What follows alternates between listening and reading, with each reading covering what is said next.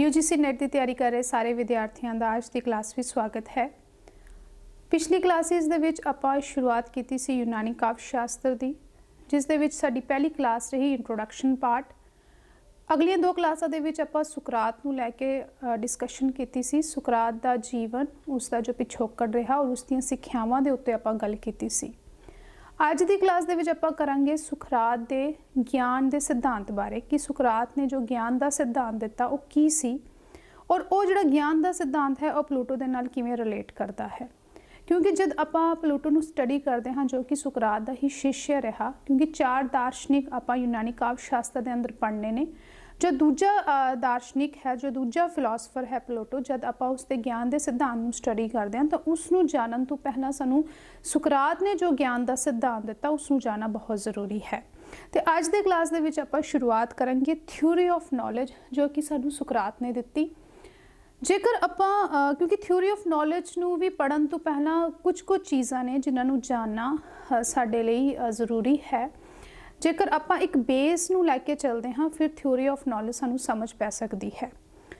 जेकर आपां शुरुआती दौर ते गल करिए या समाज की गल करिए या इस दुनिया की यूनीवर्स की गल करिए तो मनुख दे अंदर समय दे नाल कई सवाल जिहड़े ने उठते ने। मनुख दे मन दे अंदर बहुत सारे सवाल जिहड़े ने जन्म लैंदे ने, क्योंकि जिवें जिवें मनुखी जीवन का विकास होया त्यों त्यों जो इस संसार के बारे जो जानन की जो क्यूरियोसिटी है वह मनुख के अंदर पैदा हुई।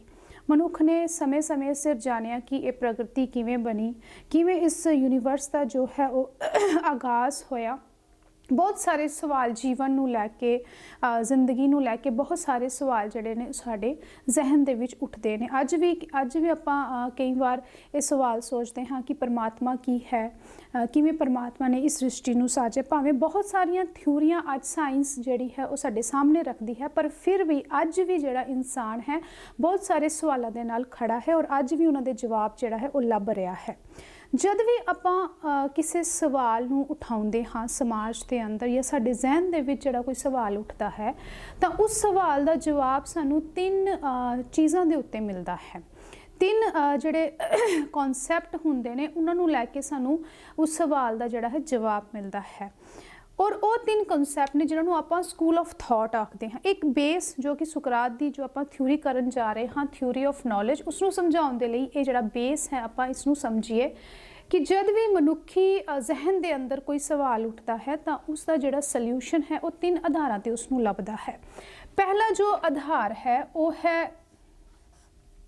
धर्म, जिसनूं आपां रिलीजन आखते हाँ। धर्म के आधार पर सानू जिहड़ा सवाल का जवाब है वो मिलता है। दूजा है साडे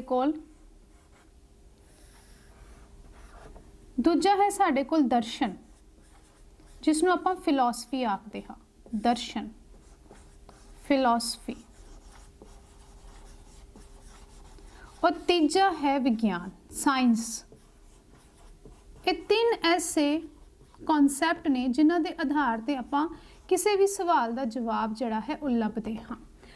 मिसाल के तौर पर, क्योंकि गहराई दे विच आपां कंसैप्ट नूं समझना है, मिसाल के तौर पर अगर मैं गल करती हाँ कि अज जो तकरीबन समाज दे विच जो मनुखी जीवन दे विच देखा जा रहा है वो है मैंटल इलनैस। एक एग्जाम्पल है, एग्जाम्पल नूं आपां लैके चलते हाँ। सपोज आपां गल करते हाँ अपने मानसिक रोग की, मैंटल इलनैस, कि अज जो इंसान है वो डिप्रैशन दे विच है या मैंटली डिसऑर्डर जिहड़े ने अज जिहड़ा इंसान है इन्हां चीज़ों नूं लैके काफ़ी सफ़र कर रहा है। जब आपां मैंटल इलनैस की गल करते हाँ साडे जहन दे विच सवाल उठिया कि अज इंसान मानसिक रोग जिहड़ा है वो क्यों भोग रहा है, क्यों इंसान मानसिक स्तर ते जिहड़ा है कमज़ोर हुंदा जा रहा है या मैंटल जिहड़े डिसऑर्डर ने उन्हां दे नाल वो घिरदा जा रहा है, क्यों डिप्रैशन का शिकार हो रहा है। इस सवाल का जवाब जब आपां लभण की कोशिश करते हाँ तो 3 आधार साडे कोल ने। बड़े ध्यान दे नाल इसनूं समझना। एक आधार है धर्म, दूजा है फिलॉसफी और तीजा है विज्ञान। जब आपां धर्म की गल करते हैं, अगर किसी धार्मिक इंसान को यह सवाल पूछा जाए तो वह हमेशा धर्म नूं लैके ही अपने जिहड़ा जवाब ने वो सानूं देगा। वो हमेशा कि कोई भी सवाल जब आप धर्म के लैवल के उत्ते पुछते हाँ तो उत्थे आत्मा ते परमात्मा नूं जोड़िया जाएगा। आत्मा ते परमात्मा, आत्मा ते परमात्मा नूं जोड़िया जाएगा। अगर ये सवाल मैं किसी धार्मिक इंसान को पुछती हाँ तो वह हमेशा यही कहेगा कि जो इंसान परमात्मा तो टुटिया होया है वह मानसिक रोगी है। गुरबानी के अंदर भी आप पढ़ते हाँ जब आप परमात्मा तो टुटते हाँ तो फिर इंसान जिहड़ा है वह मानसिक रोगी हो जाता है। जैतन बानी विसर जाए ज्यों पक्का रोगी विल लाए, ये गुरबानी का फरमान है। धर्म के उत्ते जद भी सानू किसी सवाल का जवाब मिलेगा वो आत्मा और परमात्मा की गल ते ही आधारित होवेगा। वो धार्मिक इंसान सानू कहेगा कि तुसी परमात्मा दे नाल जुड़ जाओ, परमात्मा की आराधना करो, हर वेले परमात्मा नू जपो ते जिहड़े मानसिक रोग ने वो सारे कट्टे जाणगे। उस सवाल का जवाब सानू इत्थों मिल गया धर्म के आधार पर। पर जद आपां फिलोसफर को जावांगे, जब आप फिलोसफी के आधार पर दर्शन के आधार पर जब आप इस सवाल नूं किसी फिलोसफर के अगे रखांगे तो वह की करेगा, वो धर्म और रिलीजन और साइंस प्लस साइंस दोनों जोड़ के सानू इस सवाल का जवाब देवेगा। क्योंकि जिहड़ा रिलीजन है ये हमेशा आत्मा ते परमात्मा की गल करेगा, पर जो फिलोसफी है ये हमेशा तर्कशील होवेगी, ये किस दे उत्ते बेस होवेगी, हमेशा ये लॉजिक दे उत्ते। लॉजिक फिलोसफर जो है वो हमेशा जो भी गल करेगा हमेशा लॉजिक दे उत्ते करेगा, उसकी गल दे पिछे तर्क होएगा। फिलोसफी हमेशा तर्क के उत्ते डिपेंड करती है।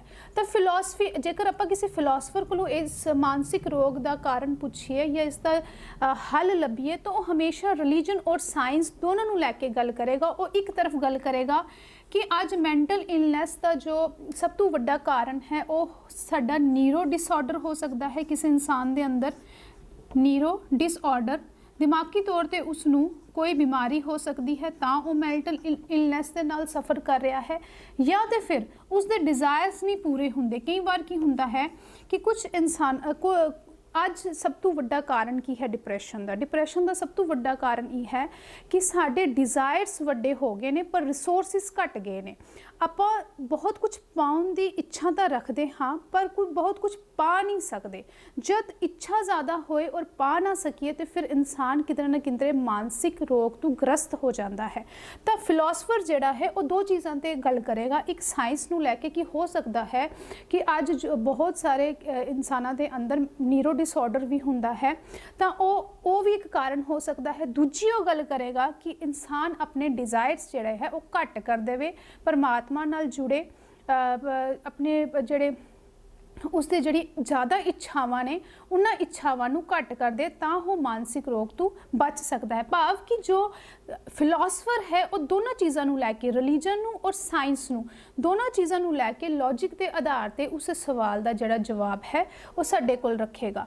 और तीजा जो है विज्ञान, जब आपां साइंस के आधारित मैंटल इलनैस की गल करांगे तो साइंस उही गल्लां करेगी जो उसने प्रूव कीतियां होणगियां। भाव कि जो चीज़ां एक्सपैरीमेंट के आधार पर होवनगियां, भाव कि जितने भी एक्सपैरीमेंट मैंटल इलनैस नूं लैके कीते होणगे उन्हां दे आधार ते ही साइंस गल करेगी।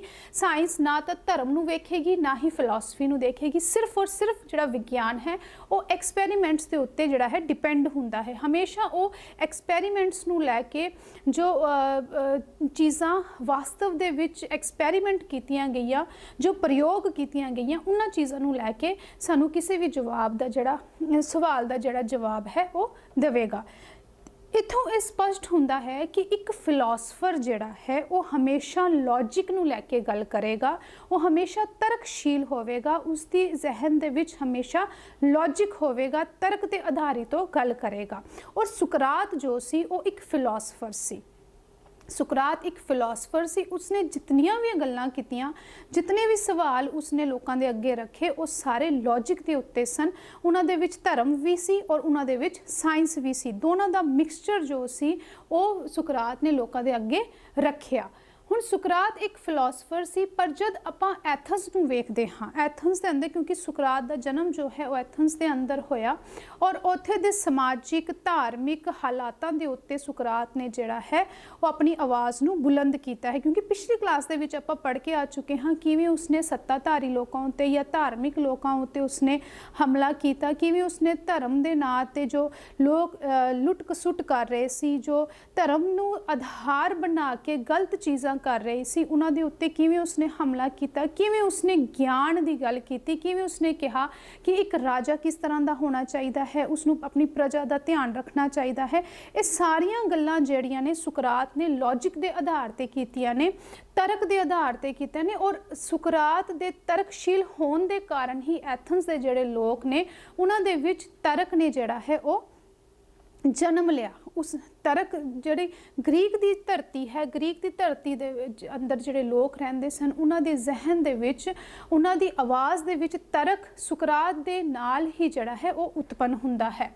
ਪਰ ਜਦ ਆਪਾਂ ਐਥਨਸ ਦੀ ਗੱਲ ਕਰਦੇ ਹਾਂ ਤਾਂ ਐਥਨਸ ਦੇ ਅੰਦਰ ਦੋ ਧਿਰਾਂ ਸਨ, ਦੋ ਧਿਰਾਂ ਕਹਿ ਲਈਏ ਪਾਰਟੀਜ਼, ਦੋ ਧਿਰਾਂ ਸਨ ਜੋ ਕਿ ਗਿਆਨ ਨੂੰ ਵੰਡ ਰਹੀਆਂ ਸਨ। ਗਿਆਨ ਦਾ ਜਿਹੜਾ ਫੈਲਾਅ ਹੈ, ਨੌਲੇਜ ਦਾ ਜਿਹੜਾ ਫੈਲਾਅ ਹੈ ਲੋਕਾਂ ਦੇ ਵਿੱਚ, ਉਹ ਦੋ ਧਿਰਾਂ ਕਰ ਰਹੀਆਂ ਸਨ। ਇੱਕ ਸਨ ਸੋਫਿਸਟ ਔਰ ਦੂਸਰੇ ਸਨ ਸੋਕਰੇਟਸ। ਸੋਕਰੇਟਸ ਉਹ ਸਨ ਜੋ ਸੁਕਰਾਤ ਦੀਆਂ ਸਿੱਖਿਆਵਾਂ ਨੂੰ ਫਾਲੋ ਕਰਦੇ ਸਨ, ਸੁਕਰਾਤ ਦੇ ਨਾਲ ਖੜੇ ਸਨ, ਉਸਦੇ ਫਾਲੋਵਰਸ ਜੋ ਲੋਕਾਂ ਦੇ ਵਿੱਚ ਸੁਕਰਾਤ ਦੀ ਸਿੱਖਿਆਵਾਂ ਨੂੰ ਪਹੁੰਚਾ ਰਹੇ ਸਨ, ਔਰ ਦੂਜੇ ਸਨ ਸੋਫਿਸਟ। ਹੁਣ ਇਹਨਾਂ ਦੋਨਾਂ ਦੇ ਵਿੱਚ, ਦੋਨਾਂ ਧਿਰਾਂ ਦੇ ਵਿੱਚ ਡਿਫਰੈਂਸ ਕੀ ਸੀ? ਜੋ ਸੋਫਿਸਟ ਸਨ ਉਹ ਬਿਆਨਬਾਜ਼ੀ ਦੇ ਉੱਤੇ ਵਿਸ਼ਵਾਸ ਕਰਦੇ ਸਨ। ਬਿਆਨਬਾਜ਼ੀ ਦੇ ਉੱਤੇ ਵਿਸ਼ਵਾਸ ਕਰਦੇ ਹਨ। ਸਪੋਜ਼ ਕਿ ਮੈਂ ਕਲਾਸ ਦੇ ਵਿੱਚ ਪੜ੍ਹਾ ਰਹੀ ਹਾਂ, ਇਹ ਵਨ ਵੇ ਕਮਿਊਨੀਕੇਸ਼ਨ ਸੀ, ਜਿਸ ਨੂੰ ਆਪਾਂ ਕਹਿ ਲਈਏ ਸੋਫਿਸਟ ਜੋ ਸਨ ਉਹ ਵਨ ਵੇ ਕਮਿਊਨੀਕੇਸ਼ਨ ਕਰਦੇ ਸਨ। ਵਨ ਵੇ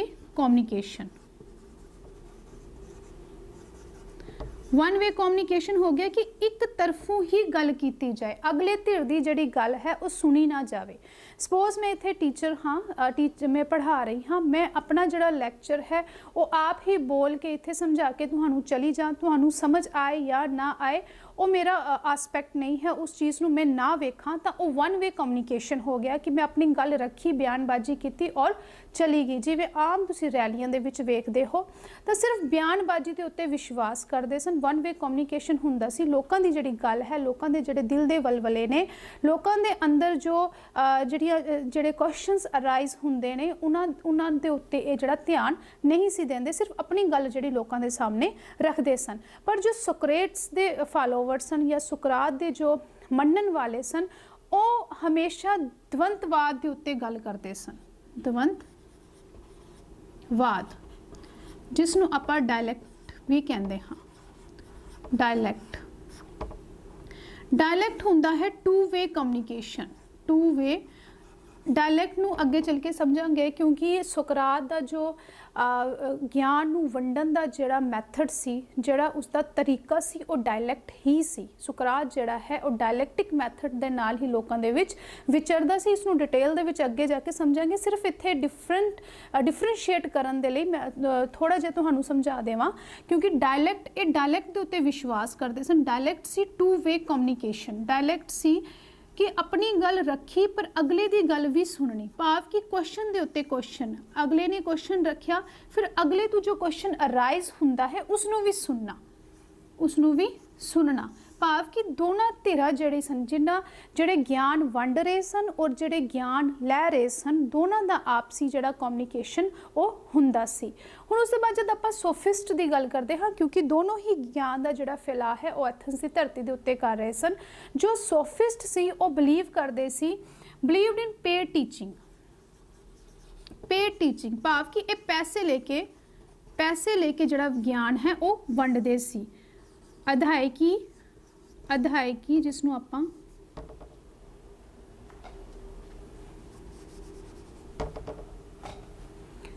ਆਪਾਂ ਅਧਿਆਇਕੀ ਸਿੱਖਿਆ ਆਖਦੇ ਹਾਂ। ਅਧਿਆਇਕੀ ਸਿੱਖਿਆ। ਜੋ ਸੋਫਿਸਟ ਸੀ ਉਹ ਅਧਿਆਇਕੀ ਸਿੱਖਿਆ ਦੇ ਵਿੱਚ ਬਲੀਵ ਕਰਦੇ ਸਨ। ਅਧਿਆਇਕੀ ਸਿੱਖਿਆ ਹੁੰਦਾ ਹੈ कि पैसे लेके या अगले तो कोई पेमेंट लेके जिहड़ा है ज्ञान उन्हां दे विच वंडना। जिवें आज तुसीं स्कूल्स दे विच पढ़दे हो, वड्डे वड्डे अधारियां दे विच, वड्डे वड्डे इंस्टीट्यूशनस दे विच जद पढ़ाया जाता है तो उत्थे की हुंदा है, उत्थे तुसीं पेमेंट कोई ना कोई जिहड़ी पेमेंट है उत्थे करदे हो और उस पेमेंट के बदले जिहड़े तुहानूं टीचिंग दित्ती जाती है। और जिहड़े सोफिस्ट सी वो पे टीचिंग करते सी लोकां नूं, मतलब पैसे लैके उन्हां नूं ज्ञान जिहड़ा है वो वंडदे सी। इस जद पैसे लेके ज्ञान वंडदे सी तो इसका सब तो वड्डा कारण सी कि वो वन वे कम्युनिकेशन करते सी कि अग्गू जिहड़े सवाल ने वो उन्हां दे उत्ते ना उठाए जाण, क्योंकि ये इन्ने कैपेबल नहीं सन कि ये टू वे कम्युनिकेशन जिहड़ी है वो कर सकन। इसलिए इत्थे पे टीचिंग सी। पे टीचिंग दे विच ज़्यादा ये सिर जिवें आपां कहंदे कि वड्डे वड्डे इंस्टीट्यूशनस हुंदे ने, कई इंस्टीट्यूशनस या कई अधारे ऐसे हुंदे ने जिथे पैसे दिते और एक टीचर आया भी 500-600 की क्लास दे विच पढ़ा के चला गया, उसका सिर्फ मोटिव है अपने लैक्चर नूं डिलीवर करना और चले जाना। और यही चीज़ जिहड़ा है वो सोफिस्ट जिहड़े है अपने ज्ञान वंडन के तरीके दे विच अपनाउंदे सी। पर जद आपां सोक्रेट्स के फॉलोवर्स की गल करते हाँ तो ये जिहड़ा है मुफ्त सिक्ख्या दिंदे सी, लोकां नूं मुफ्त सिक्ख्या दिंदे सी, मुफ्त सिक्ख्या, फ्री टीचिंग। क्योंकि इन्हां दा जो मकसद सी वो सी सच दा प्रकाश करना, सच दे ज्ञान नूं लोकां तक पहुँचाना। कि इत्थे स्वार्थ सी और ये निस्वार्थ सन, इत्थे सैल्फ इंट्रस्ट सी, इत्थे सैल्फ इंट्रस्ट सी, ये अपने लिए काम करते सी सिर्फ। इत्थे सैल्फ इंट्रस्ट सी, इत्थे सोसाइटी इंट्रस्ट सी। सोसाइटी इंट्रस्ट हुंदा समाज की भलाई दे लई काम करते सी, इसलिए ये मुफ्त टीचिंग देंदे सी ताकि समाज जिहड़ा है उस दे विच सुधार किया जा सके। उस दे बाद जद आपां वेखीए तां ये सोफिस्ट जिहड़े सी वो डेमोक्रेसी नूं, लोकतंत्र डेमोक्रेसी नूं फेवर करते सी। पर दूजे तरफ जिहड़े सोक्रेट सी, क्योंकि सुकरात जिहड़ा सी वो लोकतंत्र दे फेवर दे विच नहीं सी, डेमोक्रेसी दे फेवर दे विच नहीं सी, क्योंकि उसका मनना सी कि बहुत जिवें एग्जाम्पल के तौर पर तुसीं इसका स्क्रीनशॉट लेके रख दो, फिर आपां इसनूं अगे समझदे हां।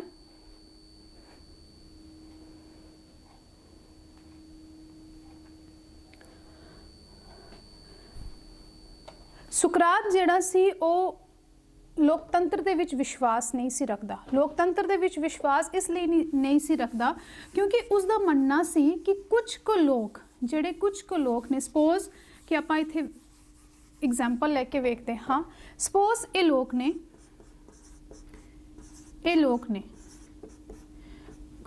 और इन्हों क्योंकि डेमोक्रेटिक दे विच आपां वेखदे हाँ कि लोकां नूं जिहड़ा है लोग अपनी मर्जी दे नाल किसी राजे नूं चुनदे ने। सपोज ये लोग ने, इन्हां ने किसी राजे नूं चुनिया, एक राजे नूं चुन लिता, एक जिहड़ा इन्हां दे उपर रूल करेगा, जो समाज दे उत्ते रूल करेगा, इन्हां ने अपनी मर्जी दे नाल इन्हां नूं चुन लिया। पर जिहड़ा सुकरात है वो समझदा सी कि ये कुछ को लोग जिहड़े ने ये अपनी मर्जी दे नाल जद राजे नूं चुनदे ने तां ये राजा जिहड़ा है इन्हां लोकां दे हितां दे लई ही काम करदा है। अज भी तुसीं डेमोक्रेसी दे अंदर देखो कि कई बार की हुंदा है कि कुछ पार्टीज़ ऐसियां हुंदियां ने कि उन्हां दे फॉलोवर्स बेशक बहुत हद दे विच ज़्यादा हुंदे ने, पर जद वो पार्टियां रूलिंग पार्टी बन के समाज दे अंदर विचरदी है तां वो सारे लोकां दी भलाई दे लई काम नहीं करती, बल्कि उन्हां लोकां दी भलाई दे लई काम करती है जिन्हां लोकां ने उन्हां नूं जिताया हुंदा है। भाव कि एलीट जिहड़ी क्लास हुंदी है, जिहड़ी हायर क्लास हुंदी है, उन्हां दे हितां दे लई ही ये राजा जिहड़ा है वो काम करता है। इसलिए सुकरात दा मनना सी कि कुछ को लोग जिहड़े ने जद वो राजे नूं चुनदे ने, फिर वो राजा जिहड़ा है उन्हां कुछ को लोकां दे हितां दे लई ही काम करता है। इसलिए वो लोकतंत्र नूं जिहड़ा सुकरात ज़्यादा प्रैफर करदा ही नहीं सी, डेमोक्रेसी नूं फेवर नहीं करदा सी, बल्कि एक कुलीन तंत्र एरिस्टोक्रेसी जिसनूं आपां कहंदे हैं एरिस्टोक्रेसी जिसनूं आपां कुलीन तंत्र आखदे हैं। पिछली क्लास दे विच भी आपां इस चीज़ नूं डिस्कस कीता सी। कुलीन तंत्र एक कुलीन तंत्र नूं फेवर करदा सी। कुलीन तंत्र वो सिस्टम है जिस दे विच एक ज्ञानवान राजे की चोण हुंदी है।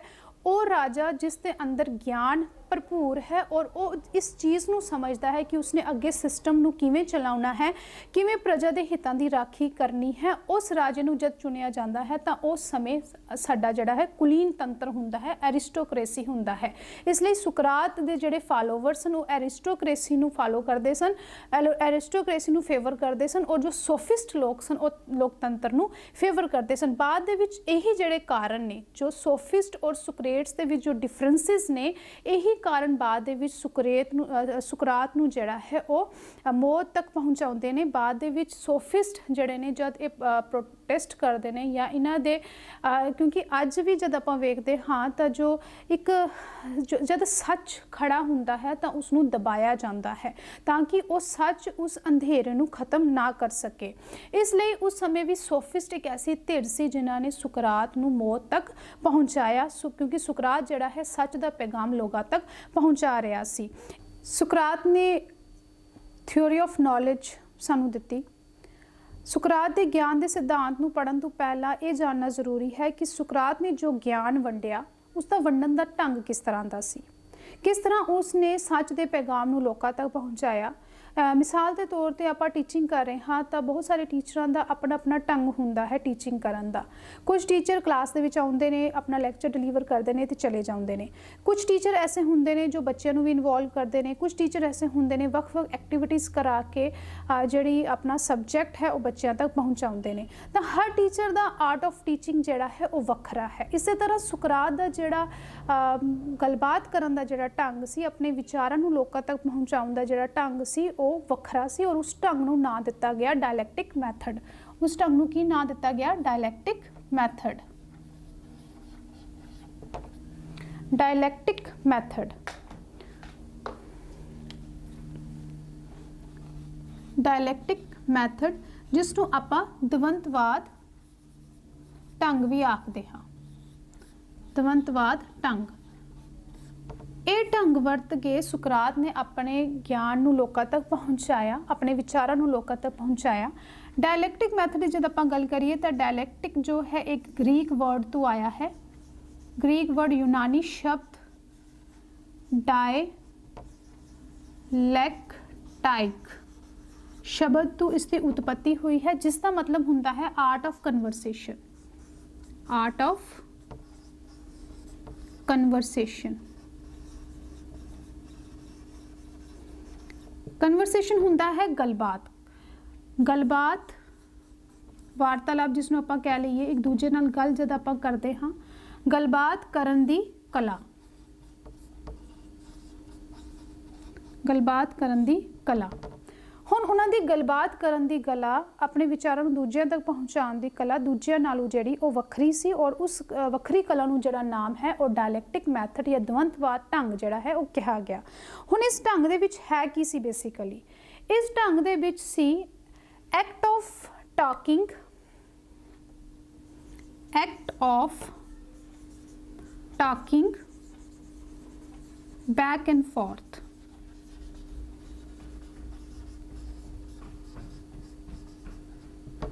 back and forth for searching the truth। ਹੁਣ ਸੁਕਰਾਤ ਦਾ ਮੰਨਣਾ ਸੀ, ਸੁਕਰਾਤ ਦਾ ਇਹ ਮੰਨਣਾ ਸੀ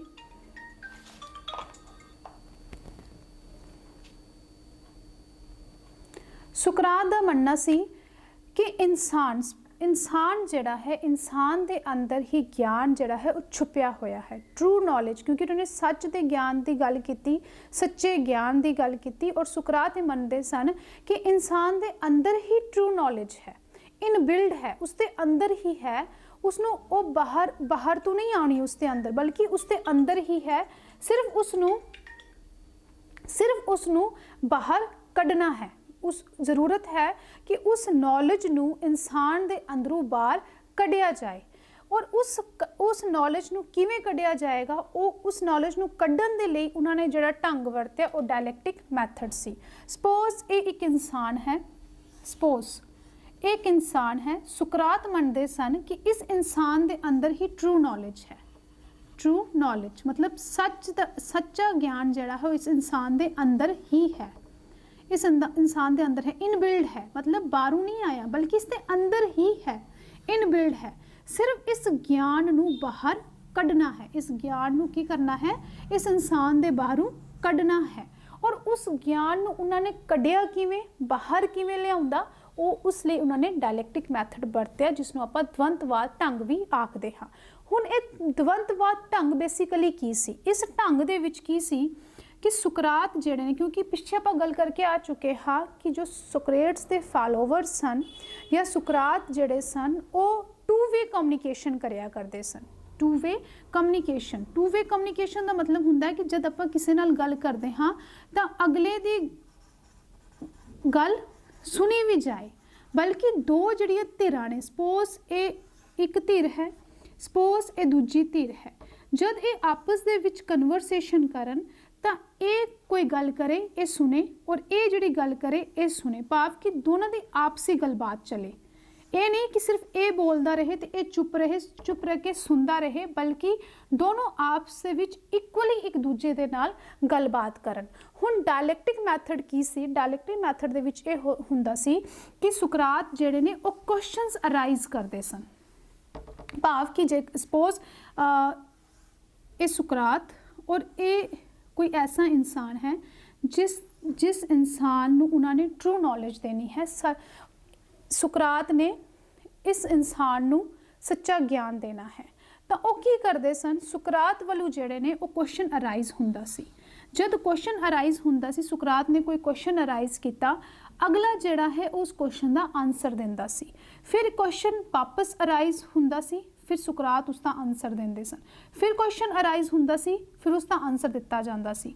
ਕੁਐਸਚਨ ਅਰਾਈਜ਼ ਹੁੰਦਾ ਸੀ, ਫਿਰ ਉਸ ਦਾ ਆਨਸਰ ਦਿੱਤਾ ਜਾਂਦਾ ਸੀ। ਕੁਐਸਚਨ ਅਰਾਈਜ਼ ਹੁੰਦਾ ਸੀ, ਫਿਰ ਉਸ ਦਾ ਆਨਸਰ ਦਿੱਤਾ ਜਾਂਦਾ ਸੀ, ਭਾਵ ਕਿ ਗੱਲ ਜਿਹੜੀ ਹੈ ਉਹ ਪ੍ਰਸ਼ਨ ਦੇ ਵਿੱਚ ਚੱਲਦੀ ਸੀ, ਕੁਐਸਚਨਸ ਦੇ ਵਿੱਚ ਚੱਲਦੀ ਸੀ। ਕੁਐਸਚਨ ਅਰਾਈਜ਼ ਹੋਇਆ, ਆਨਸਰ ਮਿਲਿਆ, ਕੁਐਸਚਨ ਅਰਾਈਜ਼ ਹੋਇਆ, ਆਨਸਰ ਮਿਲਿਆ, ਕੁਐਸਚਨ ਅਰਾਈਜ਼ ਹੋਇਆ, ਆਨਸਰ ਮਿਲਿਆ। ਕਿ ਜੋ ਸੁਕਰਾਤ ਨੇ ਉਹ ਆਪਣੀ ਗੱਲ ਨੂੰ ਸਿੱਧੇ ਤੌਰ ਤੇ ਇਸ ਇਨਸਾਨ ਦੇ ਸਾਹਮਣੇ ਨਹੀਂ ਸੀ ਰੱਖਦੇ, ਬਲਕਿ ਜੋ ਗੱਲ ਉਹਨਾਂ ਨੇ ਇਸ ਇਨਸਾਨ ਤੱਕ ਪਹੁੰਚਾਉਣੀ ਹੈ, ਕਿਉਂਕਿ ਉਹ ਸਮਝਦੇ ਸੀ ਕਿ ਟਰੂ ਨੌਲੇਜ, ਜੋ ਗਿਆਨ ਮੇਰੇ ਅੰਦਰ ਹੈ ਉਹ ਗਿਆਨ ਇਸ ਇਨਸਾਨ ਦੇ ਅੰਦਰ ਵੀ ਹੈ। ਸਿਰਫ फ़र्क इतना है कि इस इंसान के अंदरों उस ज्ञान नू बाहर निकालना है। और वो किवें उस इंसान के अंदरों ज्ञान निकालते सन? वो क्वेश्चन अराइज करके, जब वो क्वेश्चन अराइज करते सन तो फिर ये इंसान जिहड़ा है अगों आंसर दिंदा सी।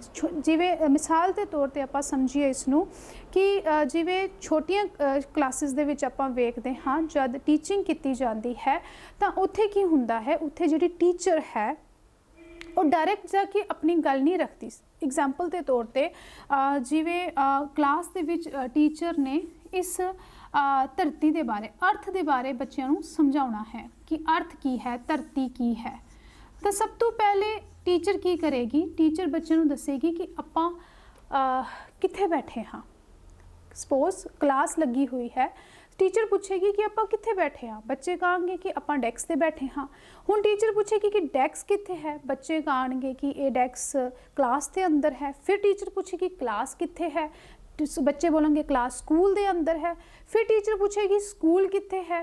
इस तरह जिहड़े क्वेश्चनस ने वो अराइज हुंदे हुंदे हुंदे हुंदे आखिर दे विच बच्चे ही जवाब देवांगे। जब टीचर आखिर दे विच ये क्वेश्चन पूछेगी कि एक घर, ये समाज, ये पूरा यूनीवर्स जो जिथे जिथे तुहाडा घर है या ये जो बड़ी ज़मीन है, इसनों की कहा जाता है, या ये कित्थे है, या ये की है, तो फिर बच्चे आखिर दे विच जवाब देंगे कि ये धरती है, ये धरती है, ये ज़मीन है, ये ज़मीन है। ਵੱਖ-ਵੱਖ जवाब ਜਿਹੜੇ ਨੇ ਬੱਚਿਆਂ ਦੇ ਵਿੱਚੋਂ ਆ ਸਕਦੇ ਨੇ। कुछ बोलेंगे धरती है, कुछ बोलेंगे ज़मीन है, कुछ इसनों अर्थ बोलेंगे, क्योंकि हर बच्चे का अपना बोलन का ढंग वखरा है, हर बच्चे की अपनी समझ जिहड़ी है वो वखरी है। तो आखिर जो चीज़ टीचर पढ़ाना चाहती सी स्टार्टिंग दे विच, अर्थ धरती के बारे पढ़ाना चाहती सी, उही चीज़ आखिर दे विच क्वेश्चनस दे विच जब वो क्वेश्चन अराइज करती है, क्वेश्चन अराइज कर करके आखिर दे विच वो बच्चों तो ही ये जिहड़ा शब्द है उन्होंने मूँह तो ही जब बुलाउंदी है, तो इत्थे फिर वो अपना कॉन्सैप्ट जिहड़ा है वो दे दिंदी है। इस तरह जो सुकरात सन वो समझते सन कि जो चीज़ मैं दसना चाहता हाँ वो ऑलरेडी इस इंसान के अंदर पई हुई है, सिर्फ ਜ਼ਰੂਰਤ ਇਤਨੀ ਹੈ ਕਿ ਆਪਾਂ ਉਸ ਚੀਜ਼ ਨੂੰ ਬਾਹਰ ਕਿਵੇਂ ਕੱਢਦੇ ਹਾਂ। ਇਸ ਲਈ ਉਹ ਕੁਐਸਚਨਸ ਅਰਾਈਜ਼ ਕਰਦੇ ਸਨ। ਕੁਐਸਚਨ ਅਰਾਈਜ਼ ਹੁੰਦਾ ਸੀ, ਆਨਸਰ ਮਿਲਦਾ ਸੀ, ਫਿਰ ਕੁਐਸਚਨ ਅਰਾਈਜ਼ ਹੁੰਦਾ ਸੀ, ਆਨਸਰ ਮਿਲਦਾ ਸੀ, ਕੁਐਸਚਨ ਅਰਾਈਜ਼ ਹੁੰਦਾ ਸੀ, ਆਨਸਰ ਮਿਲਦਾ ਸੀ। ਔਰ ਉਸੇ ਚੀਜ਼ ਨੂੰ ਅਖੀਰ ਦੇ ਵਿੱਚ ਜੋ ਗਿਆਨ ਉਹ ਇਸ ਇਨਸਾਨ ਨੂੰ ਦੇਣਾ ਚਾਹੁੰਦੇ ਸਨ, ਉਹ ਗਿਆਨ ਇਸੇ ਇਨਸਾਨ ਦੇ ਵਿੱਚੋਂ ਫਿਰ ਉਹ ਕਢਾਉਂਦੇ ਸਨ ਬਾਹਰ। ਉਹ ਆਪ ਜਿਹੜਾ ਹੈ ਆਪਣੇ ਮੂੰਹ ਤੋਂ ਜਿਹੜਾ ਹੈ ਉਹ ਚੀਜ਼ ਜਿਹੜੀ ਉਹ ਬਿਆਨ ਕਰਦਾ ਸੀ। ਅਖੀਰ ਦੇ ਵਿੱਚ ਉਸਨੂੰ ਇਹ ਜੋ ਗਿਆਨ ਉਸਨੂੰ ਅਖੀਰ ਦੇ ਵਿੱਚ ਸੁਕਰਾਤ ਵੰਡਣਾ ਚਾਹੁੰਦੇ ਸਨ, ਉਹ ਗਿਆਨ ਜਿਹੜਾ ਹੈ ਉਸਨੂੰ ਹਾਸਿਲ ਹੋ ਜਾਂਦਾ ਸੀ। ਤੇ ਇਸ ਮੈਥਡ ਨੂੰ ਜੋ ਕੁਐਸਚਨਸ ਦੇ ਵਿੱਚ, ਜੋ ਸੀਰੀਜ਼ ਆਫ ਕੁਐਸਚਨਸ ਦੇ ਵਿੱਚ ਚੱਲਦਾ ਹੈ, ਜੋ series of question, dialectic method ਨੂੰ ਆਪਾਂ ਕਹਿ ਸਕਦੇ ਹਾਂ series of questions, series of questions arising, ਜਦ ਅਰਾਈਜ਼ ਹੁੰਦੇ ਸਨ for searching true knowledge। साफ लिख दिया मैं। जब आप डायलैक्टिक मैथड की गल करते हाँ तो बहुत ही सरल भाषा दे विच जो इसकी डेफिनेशन होएगी वो होवेगी series of questions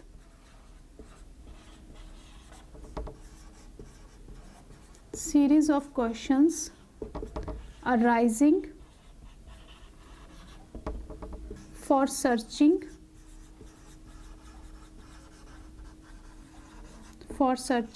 true knowledge।